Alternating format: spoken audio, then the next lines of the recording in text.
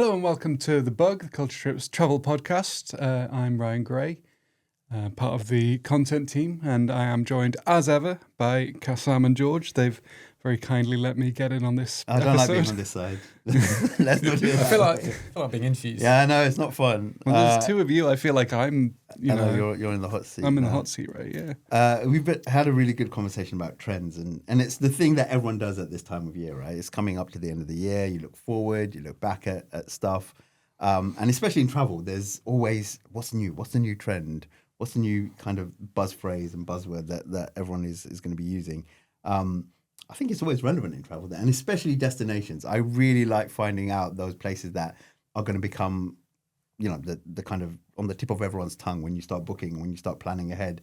So without any prep, have you planned anywhere for next year prep. that you think would be somewhere that it is that you're excited about? Ryan's first. So I haven't planned anywhere, but something that has been big in the last sort of 2 or 3 years is the destination dupe, right? That's been a really big trend. And it's people trying to find somewhere that's maybe lesser known, but has similar characteristics to sort of a more popular, that over-touristed destination. Places like Santorini, for example, are just kind of like a no-go area. It's just so expensive and just so overcrowded. But there are islands in Greece, like Folegandros, I think, is one that has been mentioned. And it's like, it looks kind of similar. You get similar attributes. You get the beaches, you get the food, you get the nice views, but you're not paying the premium that you are for Mykonos or Santorini. And that's definitely something that I have considered. I've looked into places like Albania, for example. Yeah. Like they have these incredible white sandy beaches, like clear blue waters, but because it's Albania and the beaches like at Cassam, places like that are kind of harder to get to, people prefer not to do that. Is avoiding the crowds a big thing that you want to do then? Or is It's definitely something that, that not just me, I think that's something that a lot of people are looking into, finding those remoter, lesser traveled spots that, because with destinations like that, it does become a bit of a circus. I mean, you'll know as well as it's throughout the whole year as well. I was actually doing a piece on alternative ski destinations, not a particularly big skier myself, but just I'd love looking to see at that. Yeah, but it was places like Albania, Kazakhstan was on the list. Those kind of places, Bulgaria. Again, avoiding the crowds, but also just getting so much value for money. Like if you're a skier, like I said, I'm not particularly big on skiing, but if I was, I would want a relatively empty slope that I could spend the whole day on without breaking the bank. And you will get that when you go to those summer alternative places. Yeah, I don't want anyone seeing me skiing. Now to see if George has got anywhere to suggest that isn't the south coast of England, one of the busiest parts of the UK, or Greece in the summer. Where are you thinking of going? Don't avoiding those stereotype me. You said it yourself, so I'm not worried about saying it. So I've got this desire to go, and it's not because of sustainability or anything particularly nice of me, but it's I want to go to an island or an area which you don't need to get in the car. And that's a huge statement because a lot of places don't do that. But you look at Malta and maybe it's slightly too large, but it's actually quite a small island. You look at Jersey, you do have a need for a car, but you can cover a whole chunk of the island, of many islands, without having to get in the car. So I don't know, maybe even one of the Channel Islands. It's not very exciting. And maybe one of the lesser known Canary Islands as well. Again, not particularly glamorous, but I really want to look at these places in a different light. So, but that is something that people are constantly like how accessible a destination is, because I've been looking at Madagascar recently, right? And that is the problem with it is it's such a big island, and the things to do, like the main things to do and see are ones like right up in the northeast and there's in the southwest, and there's no infrastructure. You can't really drive it, and it's like not a place you could really go back to. It's a kind of one and done sort of destination, right? A completely different destination, but I went to Luxembourg recently. It's less than an hour flight from City Airport, which was amazing. And obviously that's a really nice airport to go in and out of. Likewise in Luxembourg, you're basically straight out of the airport. Public transport is free throughout the whole country and the main city See, as well. that's amazing. So you can just get on a tram and straight into the city centre, and then you can walk around the whole city centre. Again, not somewhere that would leap out as the ultimate destination that you should go to, but if you've got a weekend or a set amount of time and you want to just, like you say, get in and out, walk around and experience somewhere relatively new, there are places like that. And there's quite a few places like that around Europe, I think.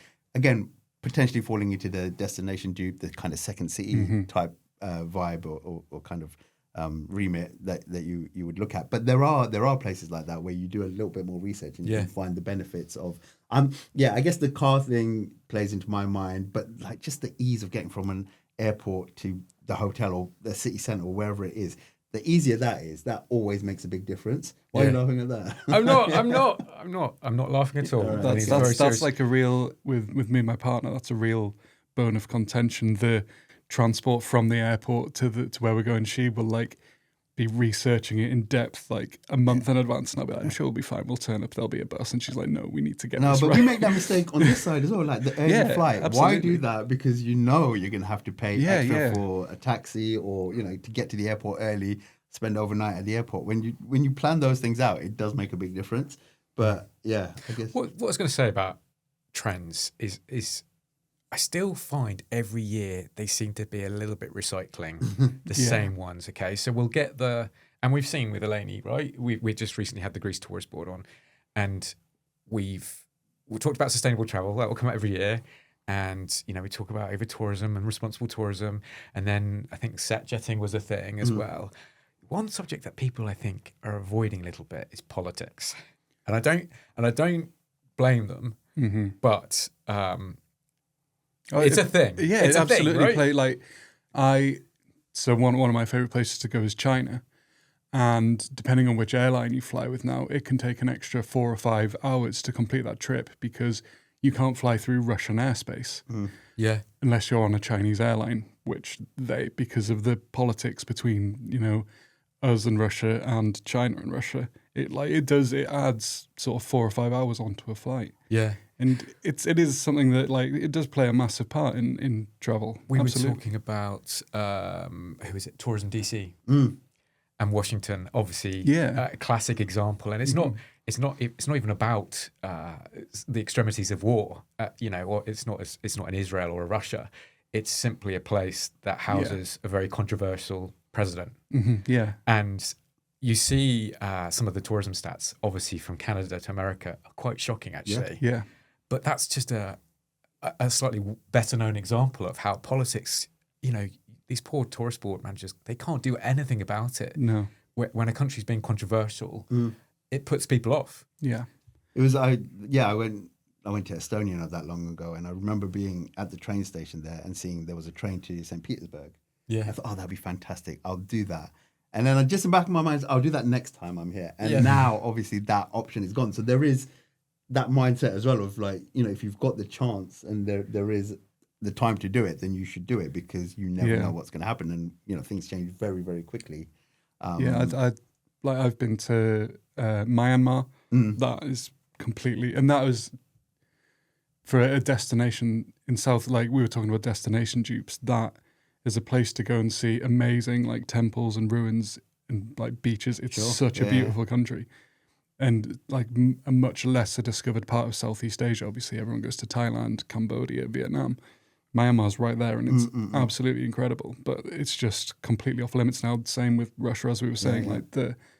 The Trans-Siberian Express is one of the most incredible things I've ever done. But it's just, you can't recommend it to people. You can't say, "Oh yeah, absolutely go and do it," because it's just completely off limits. But it's a total. I'm trying to find the right word, but it offsets people's desire to go to places with not many people. On one side, you've got people who are going, "Oh, I'm scared. There's a war or there's politics problems." On the other side, you've got people that are going, "It's going to be quite empty. It's quite nice." I went to Jordan last year, and obviously that whole region is very contentious at the moment. But it was empty. Walking to Petra, you will never ever get that view again when there's no one there. But how comfortable do you feel about being there whilst everything is going on around it? And the reason why it's empty is because of political reasons and conflicts that are happening in the immediate area. So it is, I guess you have to make that decision. It is a balancing act. For some people, that there's a value in doing it at this time when it's less busy and cheaper as well, to be fair. But also, how do you kind of balance everything else that's happening? This isn't a balanced conversation because all three of us will probably think, excellent, let's go to Jordan. It's going to be slightly less busy. Actually, Jordan's probably not a great example because it's normally safe and fine anyway. But there's, I definitely there think... are, but when you do go to Jordan, you see I think it's something crazy, like 50% of Jordan's population is refugees from neighbouring countries. And you do drive past the camps where some of them are housed and you think, maybe this isn't. And it was like 3 or 4 years ago I went before everything had escalated. I can only imagine it's... And again, if you're asking us directly, I don't think the safety thing plays into my mind. It is, like, I was there because it was quiet, but then it was playing on my mind how close I was to things that were happening there. Not in terms of being worried for myself, but just, do you want to take advantage of this situation at this time? It is a tricky conversation to have with yourself before you start thinking outside of it. Yeah, I mean, I've got a family to worry about, so I although the wife went to Australia recently, and so she's had her, she's used her holiday time for herself. So I've got credits to spend on my own. But does that mean then you're going to do a solo trip somewhere? Or I think so. Yeah, okay. All right, you've got that in the bank. Yeah, there's a credit I'm owed. Okay, all right. Let's have this thing. I kind of, the whole trends thing, I agree. I want something fresh. I want something different. I want to know about completely different places. Again, the kind of contradiction. I do want to know about the set jetting locations as well, but that's more of a personal interest thing. I do want to know about films that are coming out next year, but maybe getting ahead of the trend. So I don't want to know about, I don't want to visit places that everyone's talking about right now. I want to go, I'm going to go there now because summer 2026, everyone else is going to be trying to go there. You can't find out, especially the big studios and production houses. Well, you can find out. Boards, don't they? No, you can find out, but the question is, you never know if it's going to work, if it's going to be the big hit that you think it is. Like Fantastic Beasts came out, and everyone thought it's going to have the same effect as all the Harry Potter films, and everyone's going to want to go to those destinations. Like, no one cares. So you can't predict it. That's the only issue.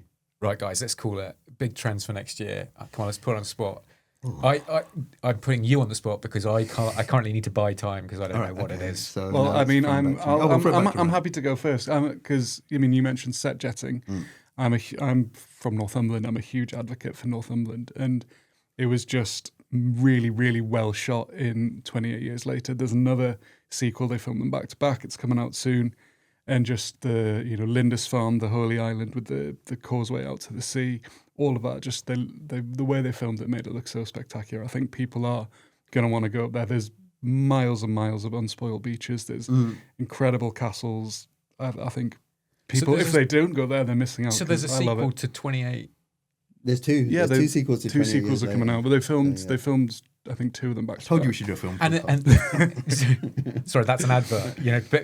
Zombies. Yeah. Come here and see the zombies. Come here. That's People a normal die. day out, isn't it? Well, I mean, yeah. I'm with you. I love the they captured like the wilderness of it. Yeah. I think set jetting will always be there for me as well. There's going to be a new Bond film. They'll probably announce the locations. I know White Lotus is going to do the same. So there are those. I think for me, the trend, and again, this one kind of more personal, the Second City one, definitely the destination dupes type thing, because I went to Gothenburg this year thinking, it's just a lesser alternative to Stockholm in Sweden. But I was really impressed by it. I think the lack of crowds, the kind of ability to just walk around the city and kind of not bump into other people who are doing like the same touristy stuff that I was doing. So yeah, that is something I'm going to be looking out for as well.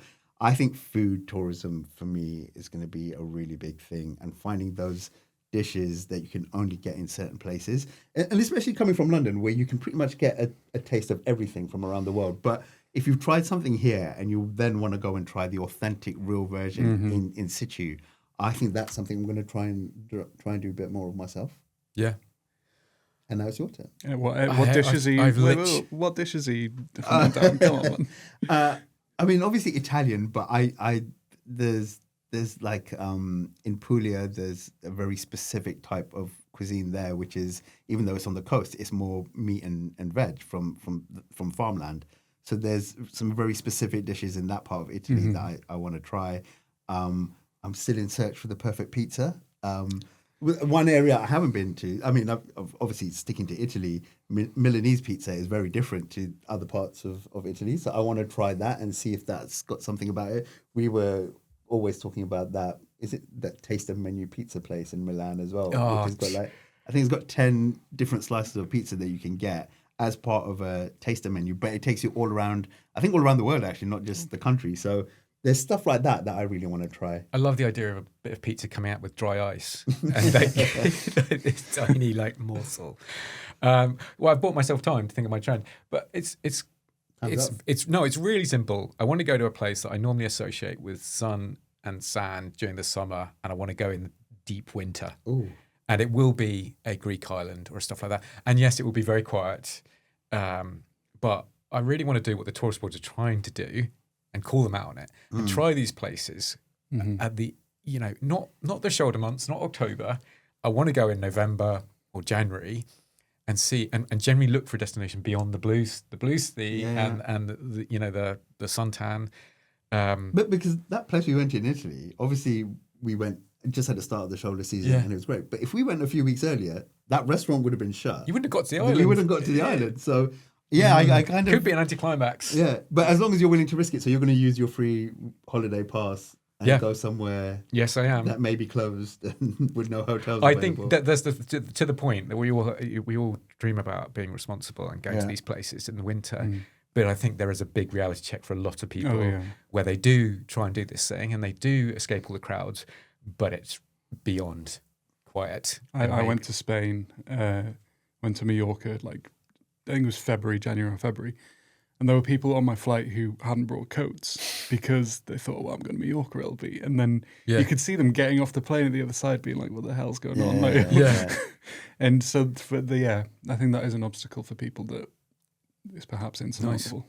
Well, listen, watch this space. Any more trends we're going to talk about? Are we done? We're going to have a lot more trends that we're going to be talking about very soon. But like George says, watch this space. Yeah, for sure. Thanks a lot. Cheers, guys. Bye.